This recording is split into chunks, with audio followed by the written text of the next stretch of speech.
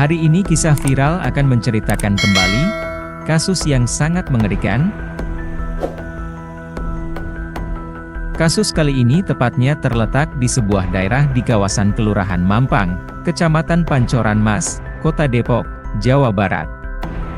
Di mana ada seorang laki-laki yang dengan tega memperkosa dan membunuh wanita yang baru saja dia kenal melalui aplikasi lain.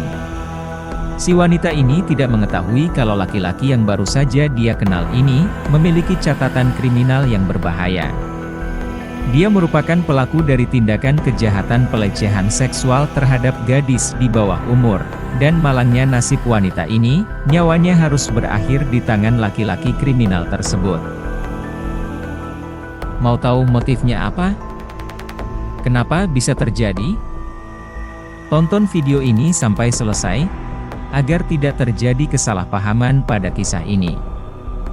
Buat saudaraku semua, yang suka dengan cerita dari kisah viral, tolong di-subscribe, like, komen, dan share. Karena semuanya gratis, gak ada ruginya. Agar saya lebih semangat, dan bisa terus memberikan informasi, dan kisah viral setiap harinya. Terima kasih yang sudah subscribe, like, dan komen.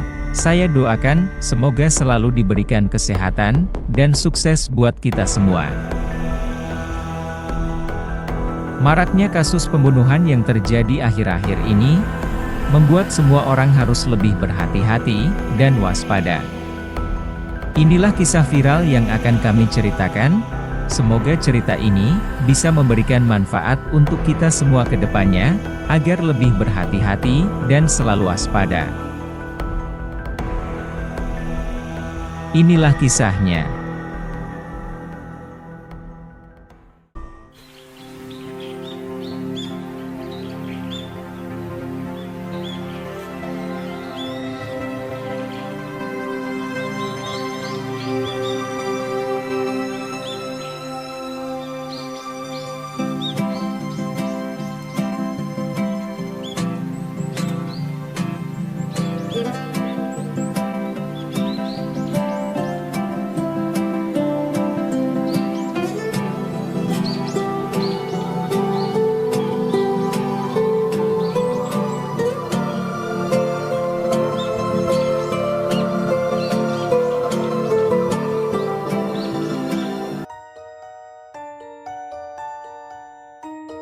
Di sebuah daerah di kawasan Kelurahan Mampang, Kecamatan Pancoran Mas, Kota Depok, Jawa Barat. Terdapat ada seorang perempuan muda bernama Kayla Rizky Andini. Dia sering dipanggil Kayla. Kayla memiliki paras yang cantik dan memiliki kulit putih. Kayla usianya baru menginjak 21 tahun. Kayla ini merupakan anak dari pasangan ibu yang bernama Dini Andriani, dan ayah yang bernama Ardianto. Kayla merupakan anak pertama dari 2 bersaudara di keluarga mereka. Hubungan antara Kayla dengan sang adik bisa dikatakan sangat dekat dan cukup akur. Kayla juga dikenal sebagai anak yang sayang pada keluarganya di lingkungan keluarganya. Kayla sering dipanggil dengan sebutan Eneng. Di mata keluarga Kayla juga dikenal sebagai sosok yang baik, ramah, sopan santun, dan memiliki banyak prestasi di dalam berbagai bidang. Segudang prestasi yang dimiliki oleh Kayla membuat dia tumbuh menjadi anak yang mandiri, yang mana dia ini jarang sekali menyusahkan kedua orang tuanya dalam hal apapun. Kecerdasan yang dimiliki oleh Kayla juga membuat dia akhirnya diterima di salah satu kampus swasta ternama yang ada di Depok, yaitu Universitas Gunadarma. Di saat kejadian ini terjadi, Kayla sudah memasuki semester 6 di universitas tersebut. Menurut teman-temannya, Kayla ini tidak cuma pintar di bidang akademis, dia juga secara agama dikenal sebagai sosok anak yang sangat taat dan mengerti agama. Bahkan di mata keluarga besarnya, Kayla dikenal sebagai anak yang polos dan juga sholehah. Hal inilah yang membuat keluarga sangat yakin kalau Kayla akan sangat berhati-hati ketika memilih sesuatu, atau memilih jalan hidupnya. Sepengetahuan keluarga, Kayla ini tidak pernah menceritakan kalau dia terlibat dalam hubungan asmara. Hal ini dikarenakan selama ini Kayla tidak pernah memperkenalkan satu orang pria pun kepada keluarganya. Berbeda dengan topik-topik lainnya, Kayla biasanya akan banyak bercerita kepada sang ibu, seperti permasalahan kehidupan pribadinya, masalah pertemanan di kampus, dan lain-lain. Hanya saja, pembahasan tentang hubungan asmaranya tidak pernah disampaikan atau tidak pernah dibahas. Mungkin Kayla agak tertutup mengenai permasalahan ini. Di saat dia sudah mulai masuk ke semester 6, di perkuliahan Kayla melihat teman-teman di kampusnya sudah mulai memiliki pasangan masing-masing. Mereka berpacaran, memiliki kekasih. Hal ini membuat Kayla juga ternyata ingin mencoba memiliki seorang kekasih, yang mana pada saat itu, keinginannya dia utarakan kepada sang ibu. Pada saat itu dia mencoba untuk berkomunikasi dengan sang ibu, dia mengungkapkan keluh kesahnya kepada ibunya. "Bu, masa ya teman-teman Eneng di kampus pada punya pacar sekarang? Eneng juga jadi pengen punya pacar deh. Boleh nggak Bu?" tanya Kayla kepada sang ibu. Saat itu ibunya menjawab, "Ah Eneng, nanggung tahu kalau kata ibu, mending Eneng selesain dulu kuliahnya, kalau sudah selesai wisuda, baru Eneng pacaran. Kalau kuliah sambil pacar-pacaran, malah nanti nggak fokus. Yang ada kamu malah nggak tuntas kuliahnya nanti loh," ucap ibunya sembari memberikan pengertian kepada Eneng. Namun, pada saat itu Kayla justru berkata, "Kan Eneng juga pengen kayak teman-teman yang lain Bu, wajar kan kalau Eneng tertarik sama lawan jenis, Eneng normal. Lagian udah dewasa juga kan. Memangnya apa yang kamu cari, dan apa yang kamu inginkan dari berpacaran? Apa dampak baiknya buat kamu Eneng?" Lalu Kayla kembali memberikan pengertian kepada ibunya agar mendapatkan izin berpacaran. "Iya kan Eneng mau pacaran Bu, biar kemana-mana bareng pacar Eneng, biar ada yang antar jemput, ada yang nemenin, lagian namanya juga anak muda Bu." "Ah Ibu, masa nggak ngerti maksud Eneng gimana?" Lalu ibunya akhirnya luluh dan berkata, "Ya udah nggak apa-apa, tapi kamu hati-hati ya kalau pilih laki-laki, jangan pilih laki-laki yang tidak baik. Eneng harus lebih selektif dalam memilih pasangan. Kalau sudah menemukan pasangan, jangan lupa Eneng juga harus tahu batasan-batasannya dalam berpacaran." Ibu rasa Eneng tahu harus melakukan apa. Ibu rasa Eneng juga sudah dewasa untuk bisa membedakan mana yang boleh dilakukan dan mana yang tidak boleh dilakukan di dalam agama kita. Terus jangan lupa juga, kalau dekat sama cowok, jangan lupa ceritain ke ibu ya, tentang bagaimana perjalanan hubungan kalian. Kalau bisa kenalkan juga orangnya ke ibu, kenalkan ke orang tua Eneng, ucap ibunya berpesan kepada Kayla. Kayla selaku anak yang baik, menjawab dengan sopan perkataan ibunya. "Baik Ibu, pokoknya Ibu tenang aja, percaya sama Eneng ya, pokoknya Eneng bakal cari pasangan yang baik." Selanjutnya ibunya hanya mengangguk saja mempercayai sepenuhnya kepada Kayla. Singkat cerita, setelah merasa mendapatkan restu dari ibunya, Kayla kemudian mulai mencari-cari kekasih atau pasangan yang mungkin cocok dengan dia. Pada saat itu, jalan pertama yang dia ambil justru dia mulai dengan bermain aplikasi, yaitu dia bermain aplikasi Line. Dengan mengaktifkan fitur People Nearby, yang mana fitur ini bisa menghubungkan dia dengan orang-orang random yang ada di sekitarnya, yang sama-sama mengaktifkan fitur tersebut. Saat itu Kayla mencoba untuk berselancar mencari orang-orang random di People Nearby, Ketika dia sedang berada di kampus, maka dia terhubung dengan orang-orang yang tidak jauh dari kampusnya, yaitu orang-orang yang berada di sekitar kota Depok. Pada saat itu, ada beberapa laki-laki yang terhubung dengan Kayla dan meminta pertemanan dengan Kayla. Namun tidak ada satupun yang membuat hati Kayla merasa tertarik, hingga beberapa waktu kemudian, tiba-tiba ada satu laki-laki yang juga terhubung dengan Kayla, dan Kayla pun merespon laki-laki tersebut. Karena sudah merespon, mereka pun kemudian bisa memulai obrolan.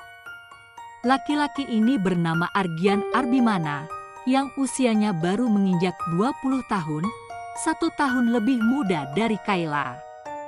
Di lingkungan keluarganya, Argian ini biasa dipanggil dengan nama Gian. Saat berkenalan dengan Kayla, Gian ini memperkenalkan diri dengan nama panggilannya tersebut, dan dia juga mengatakan kalau dia tinggal di sebuah rumah kontrakan di daerah Depok, tepatnya di daerah Jalan Raden Saleh, Gang Haji Daud Sukmajaya, Kota Depok, Jawa Barat.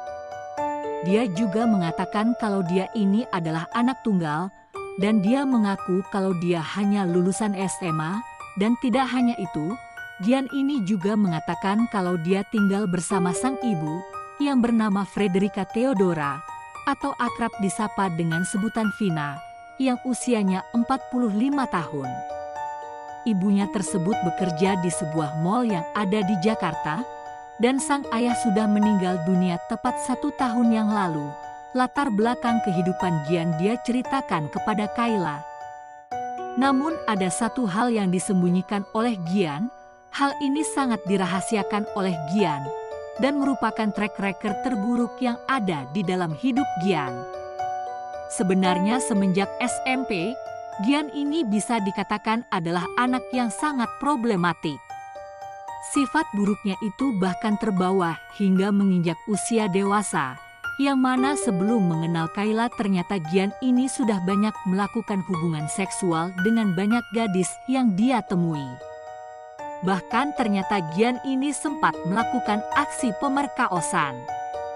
Dia merudal paksa gadis-gadis yang dia kenal melalui sosial media, namun entah apa yang terjadi, Gian ini masih bisa beraksi melancarkan aksinya kepada gadis-gadis cantik yang ada di media sosial yang Gian miliki. Yang nantinya setelah hubungan Gian dengan gadis yang ditargetkannya semakin dekat, Gian akan melakukan aksinya yaitu melakukan pelecehan seksual dan menyetubuhinya. Gian selalu terbebas dari tuntutan atas perbuatan kriminalnya. Semua track record buruk Gian ini tidak diketahui oleh Kayla, yang mana di dalam jejak keburukannya, dia ini bahkan pernah mencoba untuk menyetubuhi seorang gadis usia 17 tahun, bahkan di antara korban-korbannya Gian, itu ada yang sedang hamil. Gian ini sudah terbiasa melakukan hubungan seksual kepada wanita-wanita yang dia temui, dan dia enggan untuk bertanggung jawab. Dia menjadi kecanduan dan terus melakukan hal keji tersebut, dan tidak pernah takut atau kapok sama sekali. Padahal para korbannya itu sudah melaporkan kejadian ini kepada pihak kepolisian.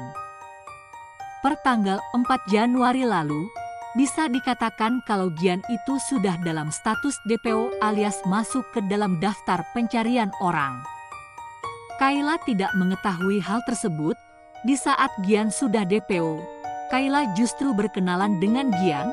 Hal ini benar-benar mengancam nyawa Kayla. Namun entah apa yang membuat Gian ini sangat berani untuk terus menjalankan aksinya. Dia terus mencari mangsanya. Padahal dia tahu kalau dia sudah dilaporkan oleh 4 korbannya atas apa yang sudah dilakukan Gian, dan bahkan gilanya dia berhasil memasukkan Kayla ke dalam perangkapnya. Padahal di saat itu dia dalam kondisi sedang panik, karena sudah mulai dikejar oleh pihak kepolisian. Singkat cerita, sejak perkenalan Gian dan Kayla, mereka berdua sudah mulai intens berkomunikasi, dan komunikasinya sangat menyenangkan. Kayla yang tidak pernah berpacaran mendapatkan laki-laki yang komunikatif, dan juga suka chattingan, dia merasa sangat bahagia. Baru kali ini dia merasakan hal seperti ini. Dia belum pernah seumur hidupnya merasakan kasmaran. Di saat dia sudah mulai jatuh hati kepada Gian, semakin lama hubungan mereka pun semakin intens. Sejak awal perkenalan, sampai beberapa waktu kemudian mereka berdua menjadi sangat dekat. Mereka mulai saling memberi kabar satu sama lain. Lalu hingga beberapa hari kenalan kemudian mereka mulai berjanjian untuk bertemu. Singkat cerita, lalu bertemulah mereka di tempat yang sudah mereka sepakati.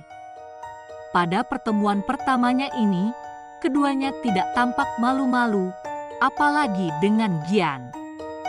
Dia seperti seseorang yang sudah sangat akrab sejak lama dengan Kayla. Pembawaannya begitu menyenangkan dan membuat Kayla nyaman.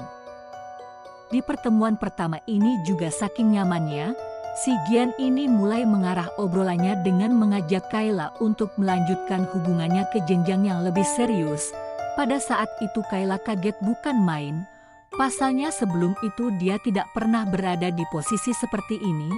Ada seorang laki-laki yang mengajaknya untuk serius menjalin hubungan. Kayla di saat itu mengatakan, "Ih, apaan sih kamu? Kok kamu bisa-bisanya bilang mau serius? Kita aja baru ketemu loh. Lagian kalau memang kamu mau serius, ya datang ke rumahku lah. Bilang ke orang tuaku langsung," ucap Kayla.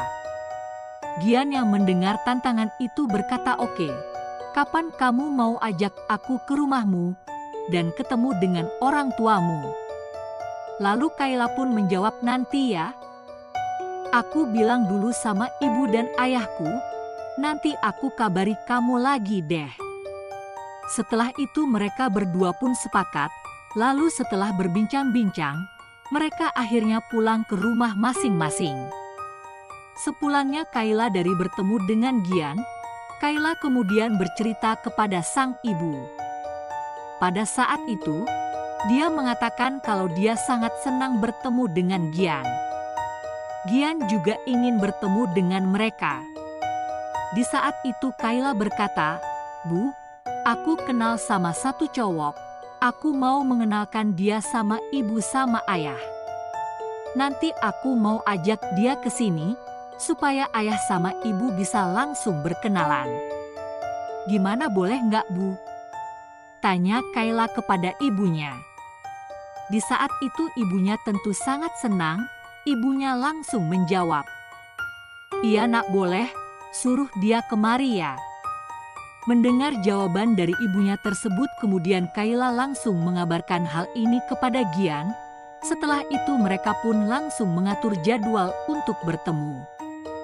Singkat cerita, beberapa hari setelahnya tibalah hari di mana Kayla mengajak Gian untuk pertama kalinya bertemu dengan keluarganya di kediaman mereka yang terletak di RT 29, Kelurahan Mampang, Kecamatan Pancoran Mas, Kota Depok.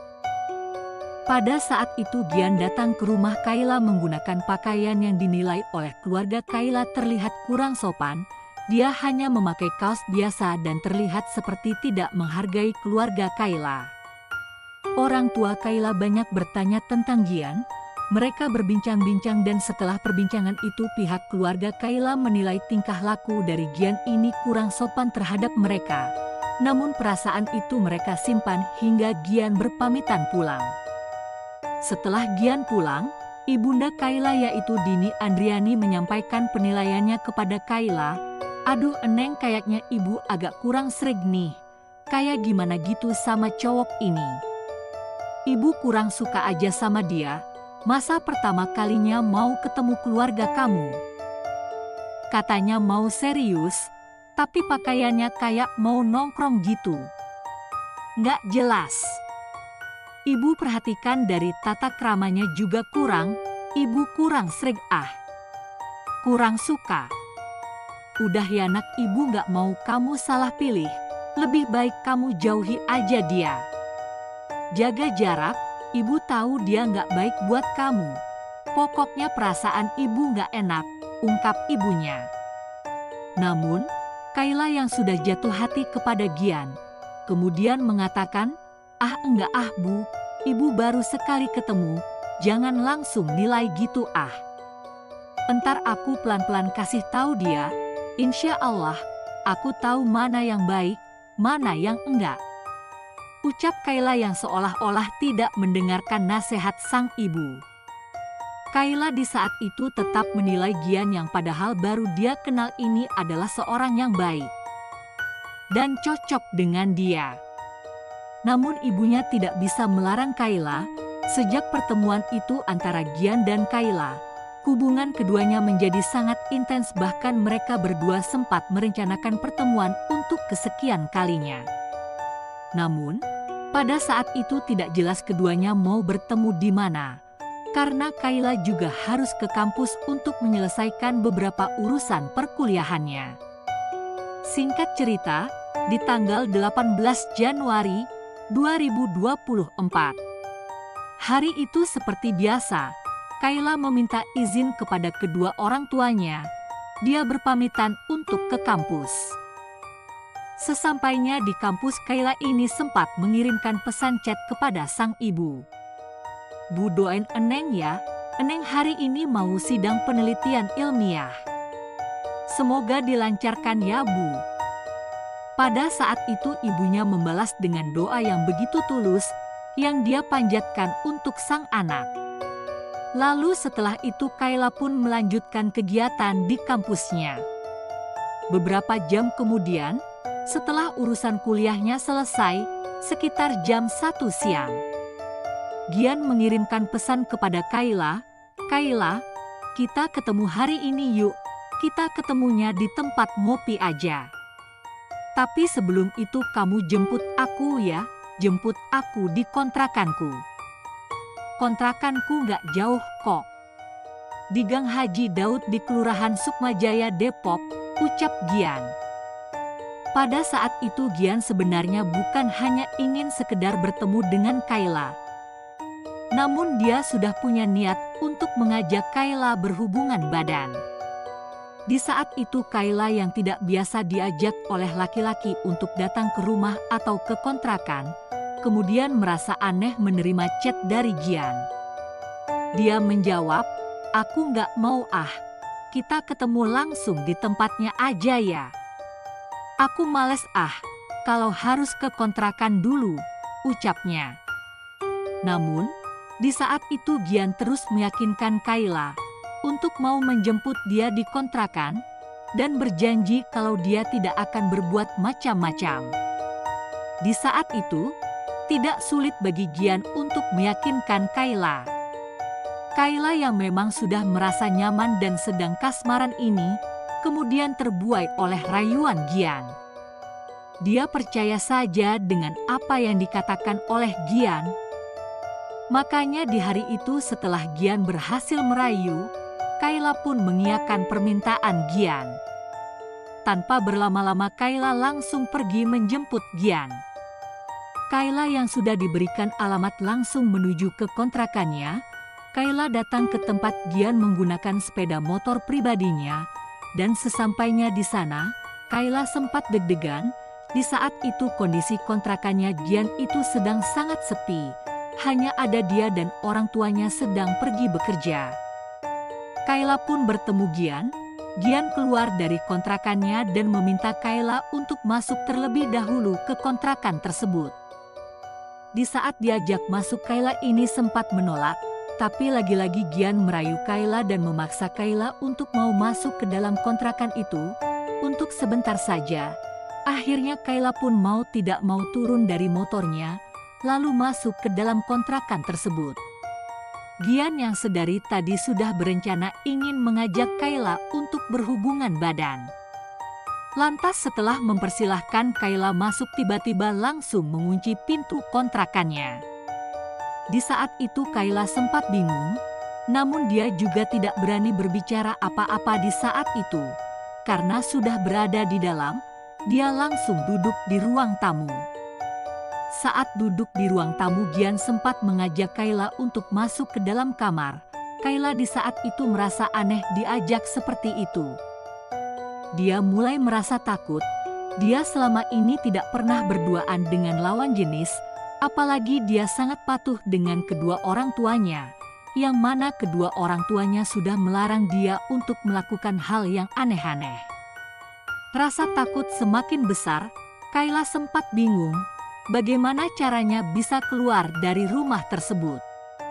Dia berada satu ruangan dengan Gian, dan malah sekarang Gian mengajak dia untuk masuk ke dalam kamar.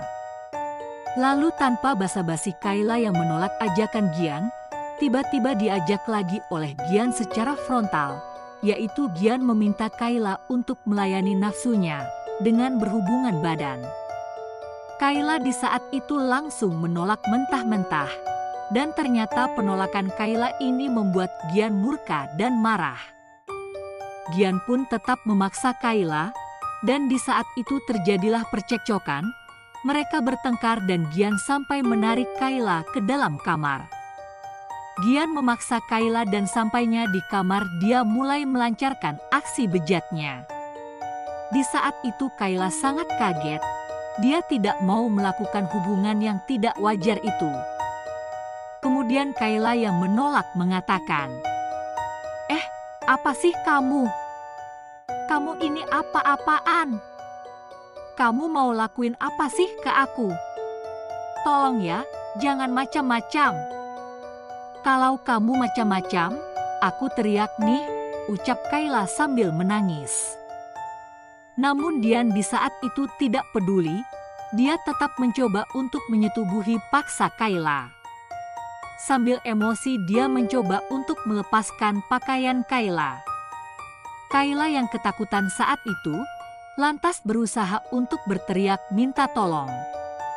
Namun belum sempat dia mengeluarkan suara teriakan yang kencang, mulutnya sudah terlebih dahulu dibekap oleh Gian, dan tangan Gian yang satunya mencekik leher Kayla. Tidak sampai di situ, Gian lantas langsung menyetubuhi paksa Kayla. Kayla yang dirudal paksa sambil dicekik oleh Gian itu sempat melawan, namun tenaga dari Gian jauh lebih besar dan membuat Kayla akhirnya lemas dan pasrah. Gian terus melakukan aksi bejatnya itu sampai dia puas. Setelah dia puas, dia langsung merapikan diri dan pergi meninggalkan Kayla di kontrakannya tersebut. Pada saat itu Kayla kondisinya sudah sangat lemas, dalam keadaan yang masih bernafas. Namun nafasnya itu sudah terengah-engah. Gian tidak peduli dan langsung meninggalkan Kayla di kontrakan tersebut. Ternyata di saat itu Gian sudah punya firasat kalau dia akan berurusan dengan hukum. Jangankan karena kasus dengan Kayla ini, dari kasus-kasus dia yang sebelumnya saja, dia pasti akan dijebloskan ke dalam penjara. Mengingat nasibnya yang terancam, Gian ini akhirnya memutuskan untuk melarikan diri ke daerah Jawa Tengah, ke kediaman orang tuanya. Sebelum melarikan diri, Gian ini sempat mengambil beberapa barang berharga milik Kayla, dan semua barang itu dia jadikan untuk modal melarikan diri ke daerah Jawa Tengah. Akhirnya Gian pun pergi meninggalkan Kayla. Di dalam perjalanan, Gian ini masih belum yakin Kayla itu sebenarnya meninggal atau hanya pingsan. Di tengah-tengah perjalanan tersebut dia merasa sangat bersalah. Karena merasa sangat bersalah dan juga panik, Gian di tengah perjalanan mencoba untuk menghubungi ibunya dan mengatakan, "Bu, aku tadi mencekik seseorang sampai dia nggak sadarkan diri. Aku mencekik perempuan, Bu, dan perempuan itu sekarang ada di kasur kontrakan kita. Aku takut, Bu, aku mau pergi aja. Tolong Ibu urusi semuanya ya, Bu." Ucapnya seperti itu, di saat itu ibunya yang sedang tidak berada di rumah. Lalu ibunya pun menjawab, apaan sih kamu? Jangan ngomong macam-macam begitu ah. Gak baik, ucap ibunya yang bernama Vina. Lalu Gian kembali mengatakan, enggak Bu, aku enggak bohong. Coba aja Ibu pulang ke rumah sekarang. Lalu ibunya yang mendengar pengakuan dari Gian merasa sangat syok, dan dia memutuskan untuk pulang ke rumah. padahal dia sedang berada di tempat kerja. Sesampainya Vina di rumah kontrakan, betapa terkejutnya dia.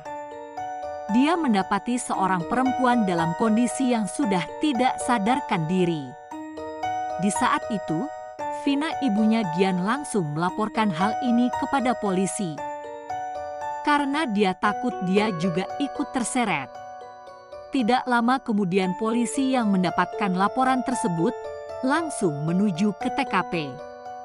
Di saat polisi datang, para tetangga di sekitar kontrakan tersebut merasa kaget dan merasa bingung dengan apa yang sudah terjadi.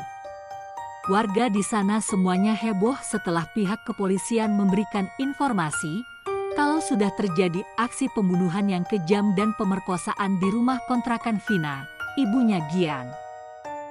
Pihak kepolisian langsung melakukan olah TKP dan memeriksa setiap sudut ruangan, dan kemudian setelah itu, barulah mengevakuasi jasad Kayla.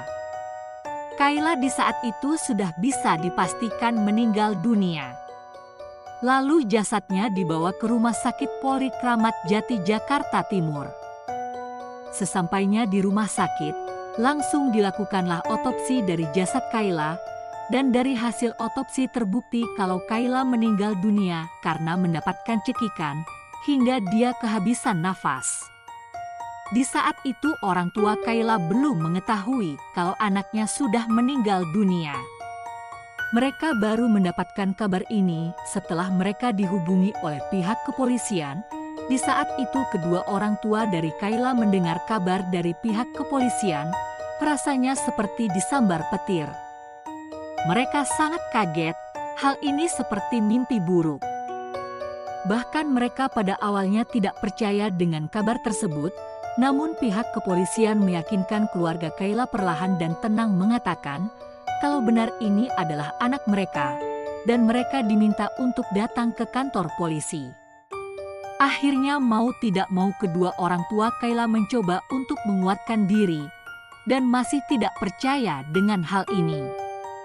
Namun, mereka harus datang ke kantor polisi. Sesampainya di kantor polisi, mereka akhirnya dibawa ke Rumah Sakit Polri untuk melihat langsung, benarkah itu Kayla atau bukan. Sesampainya di sana betapa kagetnya mereka, ternyata semua ini benar. Jasad tersebut adalah jasad anak mereka, Kayla. Kedua orang tuanya menangis sejadi-jadinya. Kedua orang tuanya benar-benar merasa kehilangan. Mereka meratapi kepergian Kayla dan meminta kepada pihak kepolisian untuk segera mencari siapa pelaku yang telah melakukan hal keji tersebut kepada anak mereka dan langsung dipenjara. Hukum pelaku anak saya dengan hukuman seberat-beratnya, ungkap ibunya Kayla. Pihak kepolisian langsung melakukan pengejaran terhadap Gian. Pada awalnya sempat sulit untuk menemukan keberadaan Gian ini. Namun berbekal riwayat pesan antara Gian dan Vina tidak lain ibunya Gian, akhirnya pihak kepolisian menemukan lokasi Gian yang berada di Pekalongan, Jawa Tengah. Dia kabur ke kediaman saudaranya. Saat mengetahui lokasi Gian, pihak kepolisian menurunkan anggotanya untuk melakukan penangkapan. Saat ditangkap tidak ada perlawanan dari Gian. Pada saat penangkapan itu Gian tampak sedang memakai kaos hitam dan celana pendek. Dia langsung digiring oleh tim gabungan dari Subdit, Jatanras, Ditreskrimum, Polda Metro Jaya, dan Satreskrim, Polres, Metro Depok. Saat diinterogasi Gian ini kooperatif, dia tidak banyak mengelak dan dia langsung mengakui perbuatannya. Pihak keluarga Kayla berharap Gian ini dijatuhi hukuman mati. Namun, saat ini belum ada keputusan yang pasti atas hukuman apa yang akan dijatuhkan kepada Gian. Lalu pihak kepolisian melakukan penyelidikan lebih mendalam dan tiba-tiba terungkaplah sebuah fakta bahwa ternyata Gian sebelumnya juga terlibat di dalam kasus-kasus serupa. Merekam jejaknya yang buruk atas kejahatan yang pernah dia lakukan. Semuanya terkuak saat salah seorang korban yang identitasnya diinisialkan sebagai N, ternyata juga mengalami aksi pelecehan seksual yang dilakukan oleh Gian pada bulan Maret 2023 silam. Ketika itu, wanita yang berinisial N ini masih berusia 17 tahun. Kejadian ini ternyata semakin melebar karena terdapat kasus lain yang masih melibatkan Gian. Ternyata korban lainnya itu bahkan sampai hamil sebagai akibat dari tindakan bejat yang dilakukan oleh Gian. Korban lainnya ini adalah seorang mahasiswi yang berinisial NH, usianya 22 tahun, dan modusnya sama dengan apa yang Gian lakukan terhadap Kayla. Gian awalnya berkenalan dengan si korban melalui aplikasi lain. Setelah itu Gian mengajak korban ke kontrakannya di Sukmajaya, Depok, dengan dalih untuk mengambil baju. Namun sesampainya di kontrakannya itu, justru si korban dipaksa untuk menerima pelampiasan hasrat seksualnya oleh Gian. Meskipun sempat berusaha melawan, namun sayangnya Gian jauh lebih kuat daripada si korban, dan aksi bejatnya itu pun terjadi. Lalu atas peristiwa ini Gian harus menghadapi hukuman dengan pasal berlapis, karena korbannya tidak hanya Kayla. Masih ada beberapa korban yang lain. Di sisi lain jenazah Kayla pun dipulangkan kepada kedua orang tuanya. Kayla akhirnya dimakamkan oleh pihak keluarga. Namun sementara itu, pihak keluarga Kayla masih menuntut keadilan. Mereka tetap mendesak pihak kepolisian agar menghukum Gian dengan hukuman seberat-beratnya, bahkan harus dihukum mati.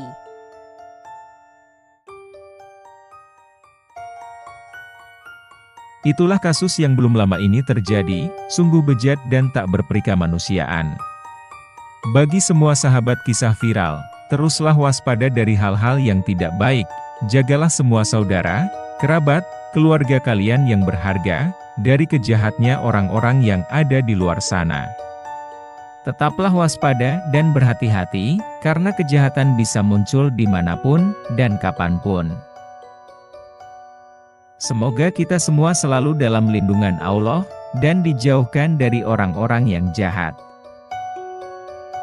Sehat selalu buat kita semua, sampai bertemu lagi di cerita kisah viral selanjutnya.